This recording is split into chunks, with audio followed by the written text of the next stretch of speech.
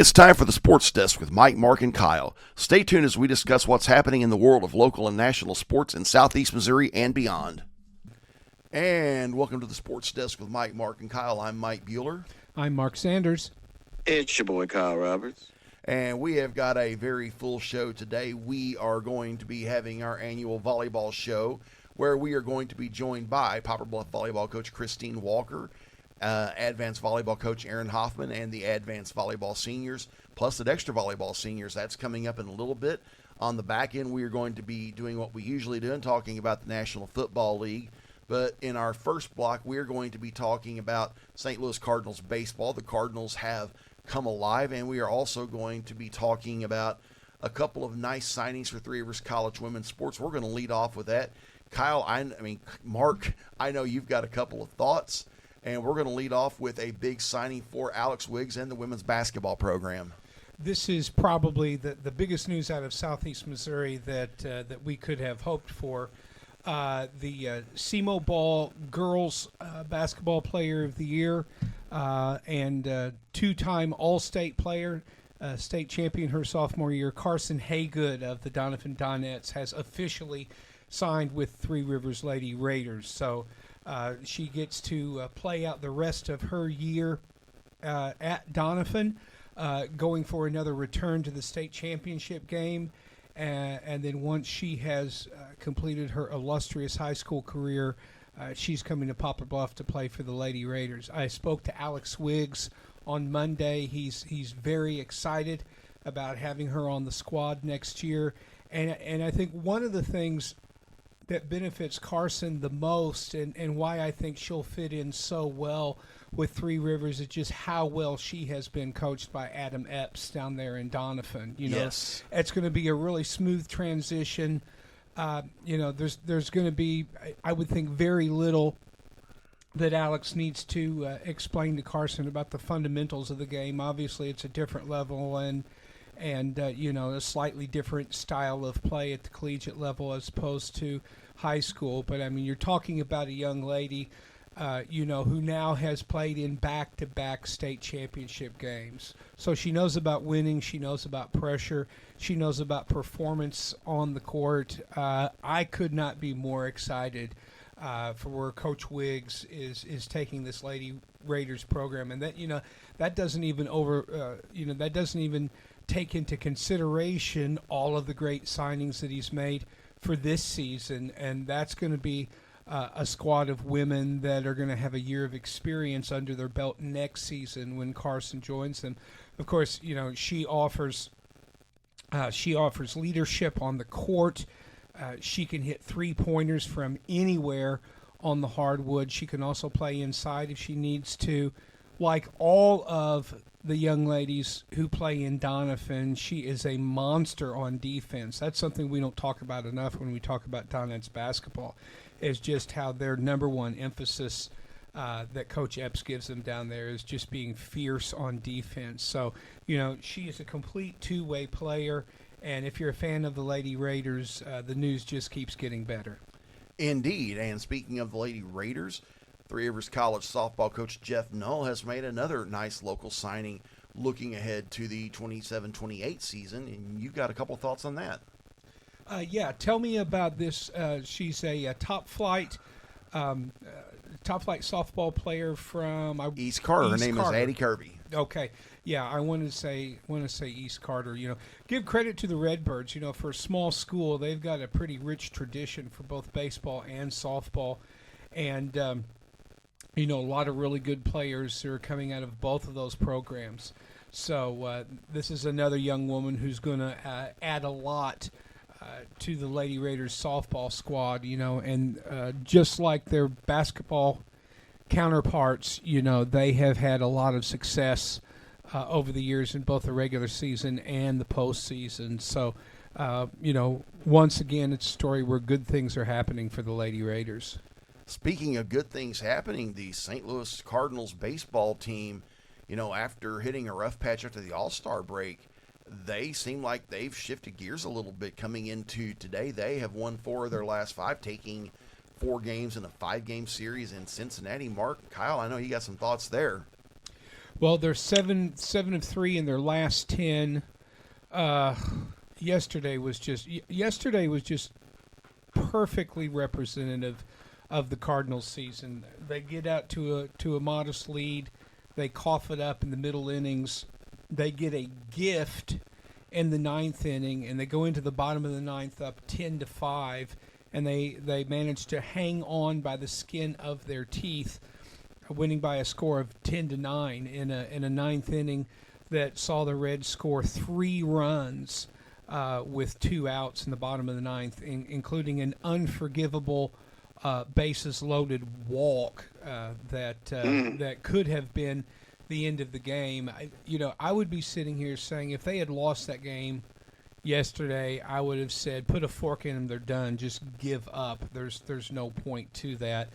That brought them back up to 66 and 63. And Kyle, I've maintained all season that this is a team who at best can probably be expected to finish about 5 games above 500. I don't see any evidence to dissuade me from that. No, that's about fair. And again, this is a young, fun, albeit chaotic baseball team.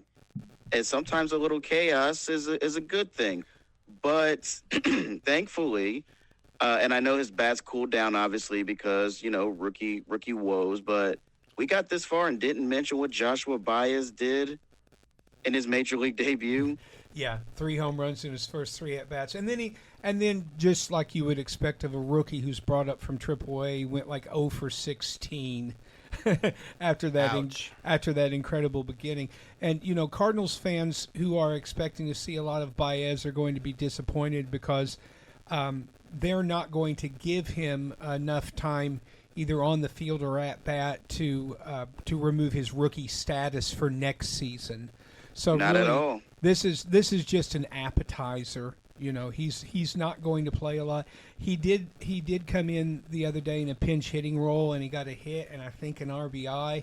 So he's just going to have to get used to the game, and I think we can probably expect him to be on the major league roster at the beginning of spring training next February. So, it's just something to look forward to. Oh wait, I said next year. I meant 2028. Sad but true, y'all. We still think there ain't going to be a season next year. Oh, people need to chill out. But I do want to shine a light on some of the Redbirds pitching because this is the duality of Cardinals pitching. So Riley O'Brien leads the National League in saves, right? The Cardinals are top 10 in quality starts. The Cardinals also lead the National League in blown leads. Oh, ouch. Yeah. God, imagine if we just had staple bullpen. Yeah. It's maddening because also got to give a big shout out the fact that the team has won their last 5 series. But going back to pitching, Kyle Leahy's having a very underrated season. It's 10-4 with a 3.20. Andre Palante is 12-6 with a 3.5. McGreevy, if he got run support, would have way more wins and not be 5-9. But that also speaks to, sometimes guys just don't get the run support. But we've had good starting pitching, with the exception of Liberatore and, Solu. How can I describe the Cardinals bullpen? You know how after you brew a pot of coffee and you pull that wet filter out with the wet, soggy coffee grounds? That's the Cardinals bullpen. Hot, wet garbage. Oof. There's no other way to describe it, and I'm sure Chaim Bloom is going to fix that problem. I'm sure he's got his eyes on that. One of the other things I want to talk about before we get off the subject of baseball, I want to talk about the all-important statistic of run differential. Let's take a look at the American League wild card standings. Sitting at the top of the AL for the wild card, the New York Yankees, followed by the Boston Red Sox. Their run differentials are respectively plus 94 and plus 95. The two teams tied for third place in the AL are the Minnesota Twins and the Texas Rangers. Both of those teams are below 500 with negative run differentials of respectively minus 41 for the Twins and minus 46 for the Texas Rangers. If we go to the National League, the 3 wild card teams are the Cubs, the Phillies, and the Padres. The Cubs have a positive run differential of 100. For the Phillies, it drops to 15. For the Padres, it's only a +3. Now, we did say that the Cardinals have been playing better. Their run differential is +10. And if they can keep winning and keep pushing that run differential up, I do think they have a chance to be in the wild card discussion. Now, I don't necessarily think that the Cardinals playing and losing in a wild card game is satisfactory unless your point of view is let's give the kids some postseason experience. Maybe that would be fine. And, there is always a chance, and this is one of the things it's the good and the bad of a wild card, is that a team can get hot late in the season and make a run through that wild card gateway. But I'm not ready to predict that the Cardinals will be in the wild card hunt right until the end of the season. I think that probably somewhere around maybe 10 to 12 games left in the season is when they'll find themselves mathematically eliminated. But these run differentials are just staggering, and I think it really points it points to the necessity of a salary cap, which we've talked about here before. Looking at the American League, the Detroit Tigers. This is just baffling. This is no wonder they gave away their best pitcher. They have a +82 run differential, but they're 5 games below 500. Super inconsistent. Yeah, the number 1 team in the AL the AL West, the Houston Astros, they're 500 with a negative run differential of 46 runs. The team without a home, the Athletics, has a negative run differential of 185. The Royals are at -100. Over in the National League, the Reds, who the Cardinals just played, -89. The Giants are at -76, and the Rockies, who shouldn't even be a franchise anymore, are at -122. This is woeful baseball. It's just it's not worth paying what it costs to watch a major league game to see these teams perform so poorly. And I am in the league of people who think that a salary cap, if applied correctly, and if you get all the owners on board with the salary floors, could actually make a difference. I much prefer a salary floor, but again, this is just the duality of baseball and how weird the sport is. I look at a team like we're talking about run differential and records, and I look at a team because I've always said the Cardinals always do great when they don't win their division, because we have not won a World Series in the same year we won our division. Well, in 2006 we did, but we won 83 games. That was not a good baseball team. We were just the best of the worst. Mm-hmm. But 2004, 105 wins. That in today's era, that I can't even imagine how much we'd have to pay that team with Albert, Jimmy Ballgame, Roland, Renteria, Reggie Sanders, all those guys, Larry Walker. That's a Hall of Fame team right there. Yeah. But again, we were not ranked high in payroll. The Cardinals have always been a fairly mid-tier team. We're never been big spenders. But you take a look at teams that commit what I call wasteful spending. Look at the New York Mets. Right. The New York Mets have the highest payroll in all of baseball each of the last 2 seasons. What do those years have in common? Losing seasons. I don't care what the money is that you have. You guys still got to get the right people in place. Right. Yeah, I mean that's poor talent management, and I'm not trying to make the argument that a salary cap is a panacea. It's not going to solve all of your problems. I do believe that the NFL has the highest and the most effective salary cap, but we still have teams like the Jets and the Browns and the Cardinals, but the difference there is, they have poor ownership and they have a crummy front office. Same thing also goes with a team with his teams like the Mets, and the Reds have cheap ownership. The Pirates have always had cheap ownership. Paul Skeens will be gone in a year because the Pirates don't pay people.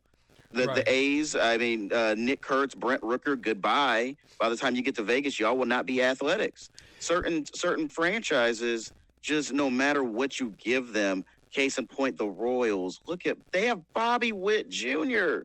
This team is 19 games under 500. They have Bobby freaking Witt Jr. Yeah, I know I know that this will never happen, but I'll continue to bang the drum for it. Relegation, and you could do it. You could do it in the major leagues because they have a minor league system. I mean, you could send the Rockies down to AAA and promote the Pacific Coast League champion for a year. You could. Yeah, something along those lines. You know, I actually used to think the NFL needed relegation back before I even knew what that word was, because, you know, there's always the old adage of, man, the best college team could beat the worst NFL team. In high school, you couldn't. Now, I know, but in high school, you could not have convinced me that the Arizona Cardinals of 2003 could have beaten Reggie Bush and Matt Leinart USC. You could not have convinced me. And I thought, you know what, just get the Cardinals out of here and put USC in the NFL. You know, this is a good opportunity for me to put in a plug for one of my favorite national football podcasts, the O-Line Committee.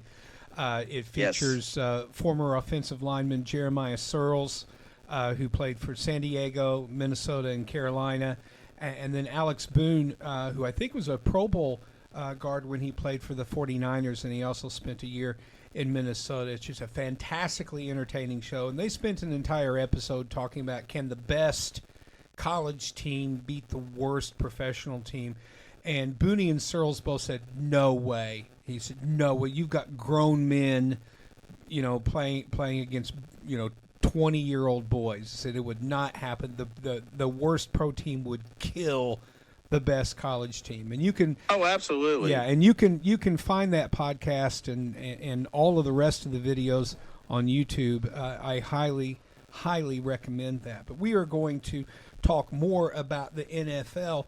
But Mike, tell everybody what's coming up next. Coming up next, we are having our annual volleyball show. We are going to be joined by players and coaches from Poplar Bluff, Dexter, and Advance. But that's going to be after we break here on the Sports Desk with Mike, Mark, and Kyle. This is Three Rivers men's basketball coach Robert Kirby, and you are listening to the Sports Desk with Mike, Mark, and Kyle. And we are back on the Sports Desk with Mike, Mark, and Kyle, and I am now joined by Poplar Bluff volleyball coach Christine Walker. Coach, welcome to the show. Hi, thank you. Glad to be here.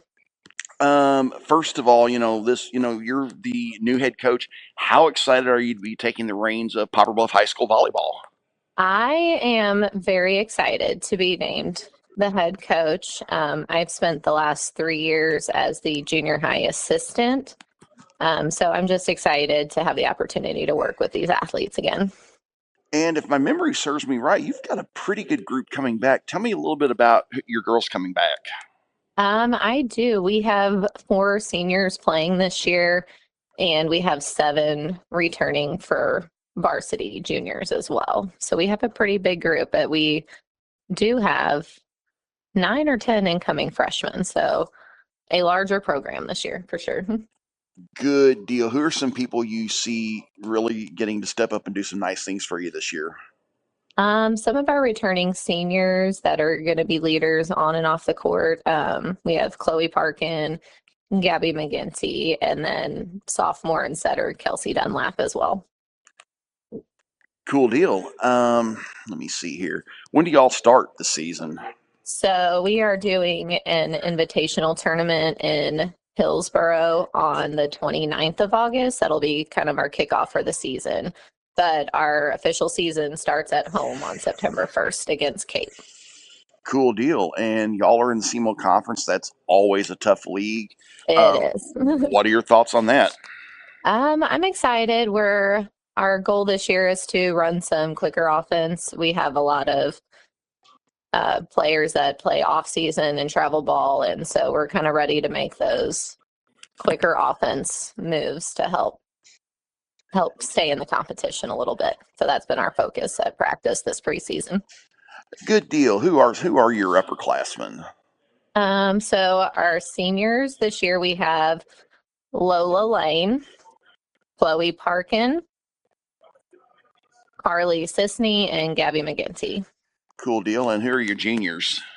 Juniors, we have returners Riley Coronado, Megan Wilkerson, Audrey Davis, Presley Huffman, Addison Fuller, and Sophie Foster. Good deal. And I know you're excited to get things started. What are some things that you're hoping to see happen this year? This year we're really just trying to embrace our utility players all around. I've been asking players to kind of step out of their comfort zone a little bit, roles that they may have previously been asked to fill are changing with this newer team. But we're just setting goals. We're working on, being effective communicators on and off the court and just trusting each other, getting back to just that self-confidence as well and discipline in the sport. And there you go. And that is Poplar Bluff High School volleyball coach Christine Walker here on the sports desk with Mike, Mark, and Kyle. This is Three Rivers College women's basketball coach Alex Wiggs, and you are listening to the sports desk with Mike, Mark, and Kyle. And welcome back to the sports desk with Mike, Mark, and Kyle. I am at the Bearcat Event Center in Dexter, and I am getting ready to talk to a trio of Dexter Lady Bearcat seniors, Mo Minley, Brooklyn Goodman, and Abigail Terry. Girls, welcome to the show. Hi. Mo, I'm going to lead off with you. You've been, playing varsity. I started covering volleyball again 3 years ago, and you've been playing varsity ever since. How excited are you to be back for this year? I'm so excited to be back, especially with it being senior year last year. It's going to be the best one. Good deal. Brooklyn, you got to play on. I believe you cracked the starting lineup last year, and I know you're excited to be back. And how are you feeling coming in?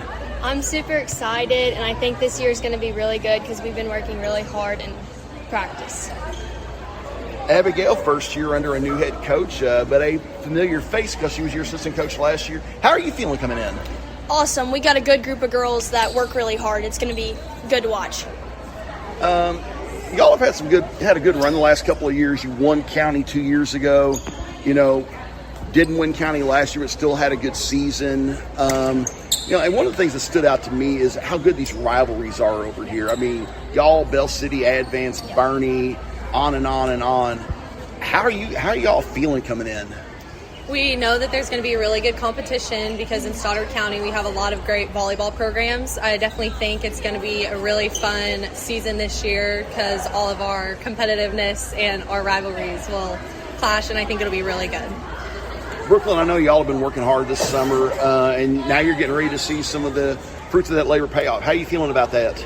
We're super excited because we work really hard in practice and we play really well together, and we're just super excited to watch that pay off. Good deal. Abigail, I know y'all are just a couple of weeks away from opening night. How are you feeling coming in? I'm excited. It's definitely the last year to do what you want to get done, so it's a good opportunity to work hard and show the work that we've been putting in over the summer. Another thing, y'all also play in the SEMO conference. That's always a tough conference. I believe Jackson's in it, Bluff's in it. How are y'all feeling about that? I think we have a good chance to meet Jackson in the championship this year. We know that they're a very big school compared to us, and they have a lot of girls who are committed or looking to commit to schools, and that's fantastic for them, and we're just excited to show the SEMO conference what we have in store. Ready for the competition, for sure. And last but not least, you got districts coming up in October. I mean, I know y'all looking forward to that. You came close to pulling it out 2 years ago, I think, and I know you're feeling pretty good coming in. I'll let you go from there. Yeah, we're ready to meet up with Saxony in districts for sure. Hopefully play them as well as we can. It's our senior year, and we just want to go as far as we can go, and we just want to have a good season. I definitely think we have a great chance at districts. We know our biggest opponent is going to be Saxony with their tall middle corn. And I definitely think that if we all work together and we push as hard as we have been this summer, that we are going to be a hard team to compete with. And there you go. And that is Dexter Volleyball seniors Mo Minley, Brooklyn Goodman, and Abigail Terry here on the sports desk with Mike, Mark, and Kyle. This is Tony Webb, and you're listening to the sports desk with Mike, Mark, and Kyle. And welcome back to the sports desk with Mike, Mark, and Kyle. I'm Mike Bueller. And I am joined here on the blue phone by advanced volleyball coach Erin Hoffman, her new assistant coach Macy Moorhead, and several of her seniors. Ladies, welcome to the sports desk. Thank you. Coach, you've had just an amazing run this last decade at Advance. Every year making it to the district championship game. I think 5 state championships, another appearance in the state finals. You've got a good group back this year to build around from a team I think that won 21 games last year and made the district finals. How are you feeling coming in? I'm feeling pretty confident. I know this year we're going to have like a whole new group of leaders and a different kind of leadership coming in. So that will change the dynamics of the game a little bit more to just make them a different team. And I'm very excited. Excellent. Tell me a little bit about who you've got back. Well, my 4 seniors, I've got Mallory Mayberry, Olivia Kennedy, Cashlyn Sturgeon, Emily Apolli are my 4 seniors. And then I have 3 juniors, McLean Enderly, Grace Stelling, and then we've got a few sophomores that are going to be playing with us this year, Zoe Lacey and Madison Hitt Monroe. Excellent. Let me see here. One thing that's kind of been a hallmark of your teams over the years is you have always scheduled tough in the regular season to get good preparation for the postseason. Tell me a little bit about your schedule this year. It's about the same. I really look forward to the Jackson tournament because we usually walk out of there with maybe 1 win and 4 or 5 losses, but we're a completely different team when we walk out of there because we see different teams, different competition, actually bigger schools that aren't normally in our schedule. So that's a really, really tough tournament for us. Excellent. And who do y'all open with this year? We play Richland first on September 1st. Cool deal. Coach, I'm going to switch gears for a bit. I am going to talk to your assistant now. Macy, tell us a little bit about yourself. Yeah, I heard coming before the show you came over from Cape Central.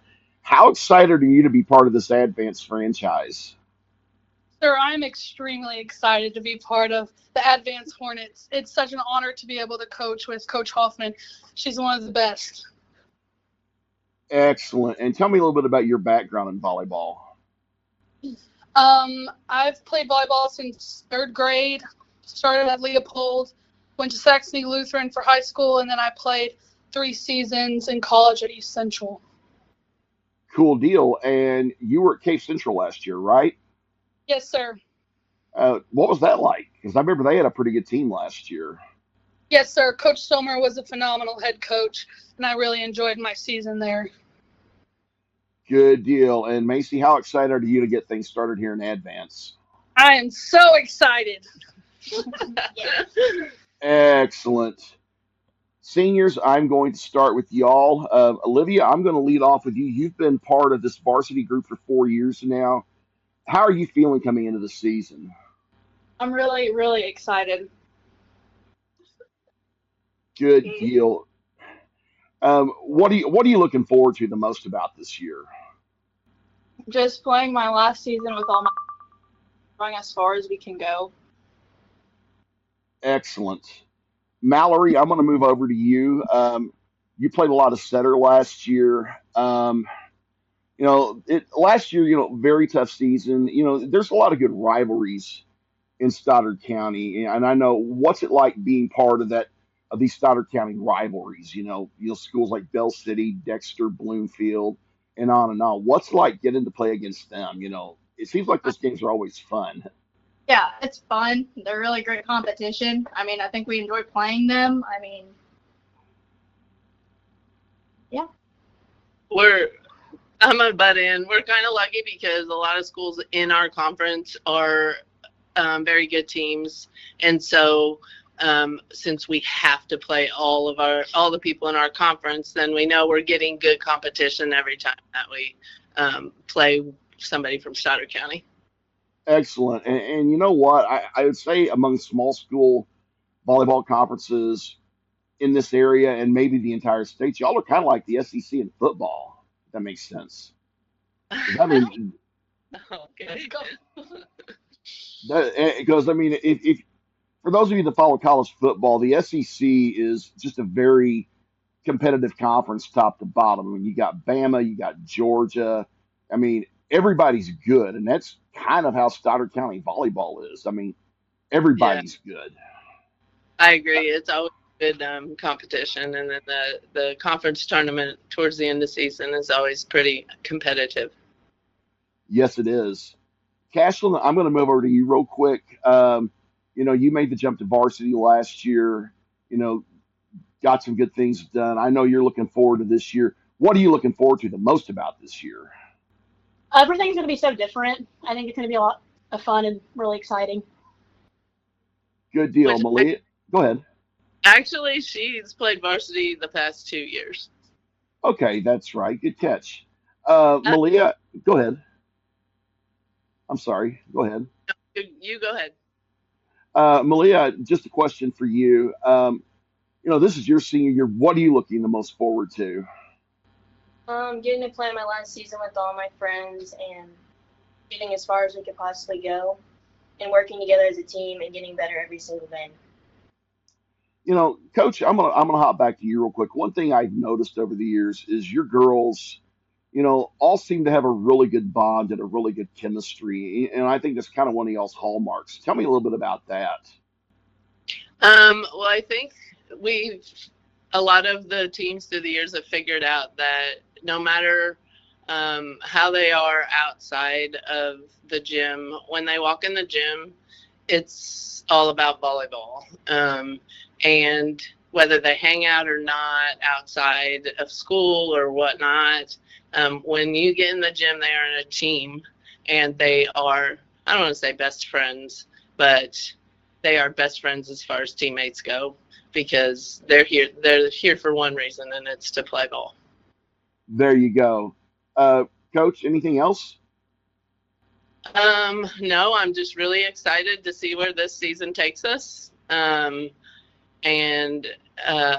Yeah, we've got for the most part, we've got a pretty new combination and crew as a whole, and so I'm really just excited to see what they can do. Good deal. Macy, ladies, anything else? Nope, we're just really excited to get some dubs. There you go. Sounds great. And that is Advanced Volleyball Coach Erin Hoffman, Assistant Coach Macy Moorhead, and the Advanced Volleyball Seniors here on the Sports Desk with Mike, Mark, and Kyle. This is Three Rivers men's basketball coach Robert Kirby, and you are listening to the Sports Desk with Mike, Mark, and Kyle. And welcome back to the Sports Desk with Mike, Mark, and Kyle. I'm Mike Bueller, and we are going to be doing our back-end talk as usual about the National Football League. I'm going to lead off with the Tennessee Titans, and it's not been a lot going on with my guys right now. We are playing Sunday night against the Seahawks in Seattle on Fox, so that's going to be a nationally televised game, but it's a preseason game. I will say that we've done some joint practices with them, and we have looked pretty good. Cam Ward's been throwing it around pretty good. It is still early. That's the whole thing about right now. The biggest thing you want to do in the preseason is not get cut and not get hurt. If you don't get cut, if you don't get hurt, and if you don't lose your, starting position, then you've had a good preseason. That's really the biggest things that matter, and that's all that's going to matter until September 9th when the games start counting for real. Out of Minnesota, our joint practices this week were against the Baltimore Ravens, and just like we expected all through the preseason, the offense looked shaky and not much above average, and the defense looked like a bunch of hungry dogs who got their hands on a truckload full of steaks. Baltimore was not happy playing against the Vikings defense. Lamar Jackson, if they weren't going actually live with tackling, but if they could have been, Lamar Jackson would have been sacked all over the place. There was a report out of camp that on one play, rookie defensive tackle Caleb Banks got into the backfield and tackled Derrick Henry for a loss. When's the last time you saw that happen? What I'm expecting from the Vikings this season, I'm not expecting much from their offense. Maybe we'll be able to catch lightning in a bottle with a revived career from Kyler Murray. But what I'm really looking for is for the Vikings to win ugly with that defense. And who knows? Maybe we could have, something like Brad Johnson's Tampa Bay team that won the Super Bowl, or Trent Dilfer's Baltimore Ravens that won the Super Bowl, or the last Super Bowl that Peyton Manning won in Denver. He literally couldn't throw the ball, and they still won the Super Bowl because of their running game and their defense. The only thing that prevents me from making that overt prediction is that the Vikings simply do not have a star running back on this team. Aaron Jones is serviceable, but he's going to get hurt probably in week 1. Jordan Mason has looked better this season, but he's limited in what he can do. DeMond Claiborne has shown flashes as a 6th-round rookie, but he's a rookie, so you don't know what to count from, and he has had some problems with holding on to the ball. So, who knows? It's the Vikings, right? But the one thing that I'm most confident about is that Brian Flores is going to wow the league again with what this Vikings defense is going to be able to do. And, it comes back down like every team, who can stay the healthiest until the end of December, beginning of January, because that's really going to tell the whole tale.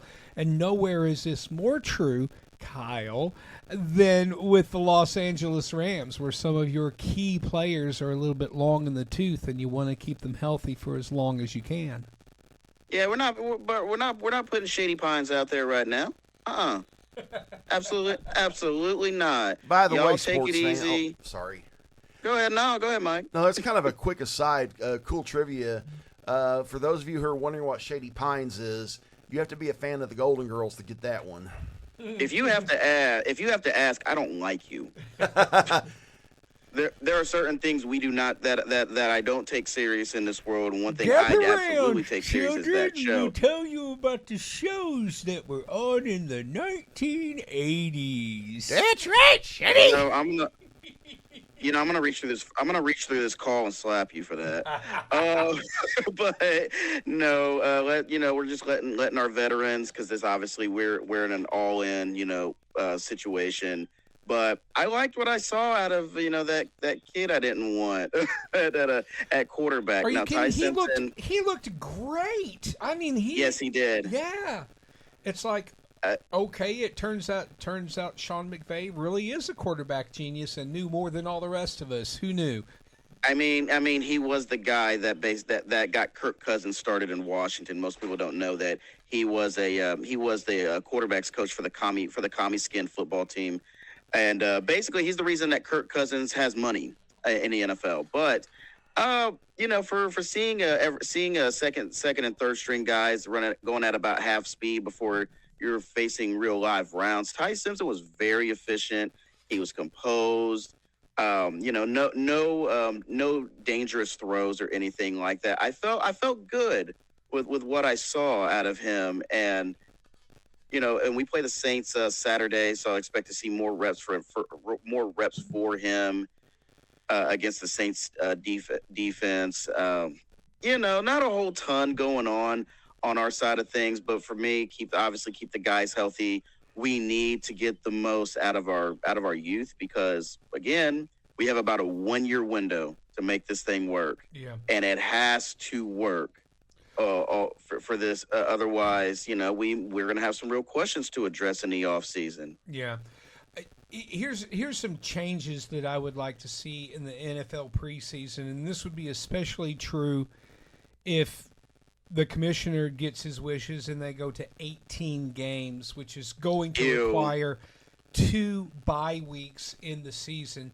But you're also going to have to change the way that preseason works. And number one, I would reduce the games to just 2 games, beginning with a competitive non-contact scrimmage against another team. So basically your first preseason game situation is a 2-quarter competitive non-contact scrimmage. So no tackling. Like flag football or touch football. Exactly. Something like that. So you're going something like full speed against another team, but there's not going to be contact. And then you've got 2 regular sort of traditional preseason games with 2 very important caveats. Number one, you tell the referee crew, unless it's an obvious false start or offsides or a hold that affects the outcome of the play, or a very obvious defensive holding, pass interference, illegal contact, and then, of course, the personal fouls. You call all of those, but this ticky-tack stuff where you get 7 penalties in a row during a series is just absolutely unacceptable. Everybody knows it's preseason. It doesn't count. It's going to be sloppy. So stop calling these games like it's the freaking conference championship. Nobody wants to see you guys throw a flag. We're here to watch these guys, again, run around at half speed. And then the second change, and then you guys can comment on this, let's just go with a running clock in the second half. When the third stringers and the practice team is out there, give each team 2 timeouts in the second half, but otherwise just do it like a high school football game where one team is losing by 5 touchdowns. Just run the clock continuously, okay? No, I don't honestly hate that. I mean, listen, even though to me, running clock really only works on the youth level, because the pride of an athlete is going to hate that so much. Well, not just that, but even after I said it, I thought, television commercials. That's why you couldn't do it. Is you have to have the space for the TV commercials. Oh yeah, Waka Waka. The network's got to get their cut of it and all too. But just from a football standpoint, the pride of an NFL player, any professional athlete, is not going to accept that, because then they're already being. It's another way of telling them, you've gotten blown out today. Like they don't need to have another reminder. No, today hasn't gone right. I think regardless of the score, it should be a running clock. I mean, if it's 13-10 at halftime, the second half you've just got a running clock. That's a great idea. It really is. I mean, because and just do side by sides for your ads. I mean, the teams are still going to be huddling. Plus, I mean, it doesn't count. I mean, the thing about this weekend, I mean, in the second half of these games, you're going to get third stringers in the third quarter, and then your practice squad is playing the fourth quarter. I mean, it doesn't make any difference. Now, at the end of the day, it really doesn't. I'm very anti another regular season game. Good Lord, stop. That's unnecessary. It's kind of like in 1993 when the NFL, most people don't know this or may not remember, if you're older than me, I should say. But 1993, the NFL experimented with an 18-week season and 2 bye weeks. Oh, I actually didn't remember that. Wow. Did that in 1993. Also on an aside, because that was the year that the Miami Dolphins committed the greatest regular season collapse of all time, starting 9-2 and missing the playoffs. Ouch. Wow. I know you guys, you remember the famous Leon Lett game in the snow. Absolutely. That was that year. Yeah. And then Dan Marino got hurt, and it gave birth to Scott Mitchell. which is a cursed name in Detroit. If you know, you know. Oh, yeah. But again, could we not tinker what was already a winning formula? I think just 17 games feels weird to me, because the idea of saying a team went 9-8 instead of 9-7, like, it's still a little jarring to me. Well, just the fact that you have an odd number of games is just psychologically distressing. Yes, that's it. Thank you. That's it. Like that, maybe because I hate odd numbers unless it's 0 and 5. And that's just one. It's just one of those things. Like the volume on the TV. Wait. No, hey, you can't use 5. Respect Jaden Daniels now. Okay, that's his number. Dang it, you! God, I walked into that. Jeez. I wasn't planning that. That was spontaneous. But my gosh, he got so roasted on social media this week. I would say it wasn't even funny, but it was. It was absolutely hilarious. Oh, like especially seeing like baseball teams like make tweets like if they see the total run score. I saw one from the Orioles. I think they were playing Toronto, and they hit a homer or whatever, and the score was 4-1, and it said, "We'll not say the score out of respect for Jaden Daniels." Yeah, I've got a meme that I pulled out of social media, and it's Kermit talking to one of the other Muppets and says, "I'm gonna be real with you, Chief. You're getting bodied in the comments, and frankly, you deserve it." Oh, I just saw a foul one. First off, Coach Prime, Dion, you're my favorite athlete of all time. I saw a picture of you because he had one of his toes amputated, and it said "Prime" out of respect for Jaden Daniels, and it's a picture of his foot. Ouch. That is good. That is good. One of the things to look forward to in week after next, when we do our big NFL preview, is that we are going to pick, we're going to do all of our predictions for all 4 divisions in both of the conferences. We like to call this, and this is not an original idea, but predictions guaranteed to go wrong. But that'll be a lot of fun. And so, Mike, but nobody's going to get picked to lose 100 games. Well, absolutely. I don't think we could even count on a team to lose 17 games. Although right now, Atlanta. If I had to pick a team, it's like, who do you think is going to have the worst record? I think it's going to be Atlanta. I beg your pardon? They can't pick a starting quarterback. They don't know who's less worse, Tua or Penix. No, Penix. Penix is going to be the guy, and here's why. Number one, I love Tua, and everything's overcome. But let me tell you something right now. I saw a clip of him in an inter squad practice against the Colts, and this man was out there looking like Brucey from The Longest Yard trying to play quarterback. Don't let him on the field for his own well-being. But there's no way this team with Drake London, Kyle Pitts, Bijan back there, and an elite secondary, and an underrated linebacking core, and Kevin Stefanski, they are not having the worst record in the NFL. The New York Jets exist. 2026 Geno Smith is a thing. You've got an experienced veteran in Geno Smith. I mean, no, and Cade Klubnik's the quarterback there. But no, the Jets. Have you seen the Miami Dolphins roster? Yeah, the Dolphins are going to be bad. Cleveland, they're on the clock for Jeremiah Smith. Yeah, Cleveland might have to go with Shedeur just by default. It's like, well, they're stuck with that terrible contract from Groper Cleveland. So they may have to start. They may have to start him just off the basis of the contract, because if you don't play Deshaun, then you run the risk of a buyout, and they don't want to have to buy out that contract. It's the worst contract, arguably, in the history of sports. Quite frankly, it's pretty bad. Yeah, I like a lot of what Cleveland has in terms of building a young team. Harold Fannin Jr., the tight end, I said they drafted Shannon Sharp whenever they took him. Quarterback until they get rid of Watson, they're just in quarterback purgatory. So like one more year.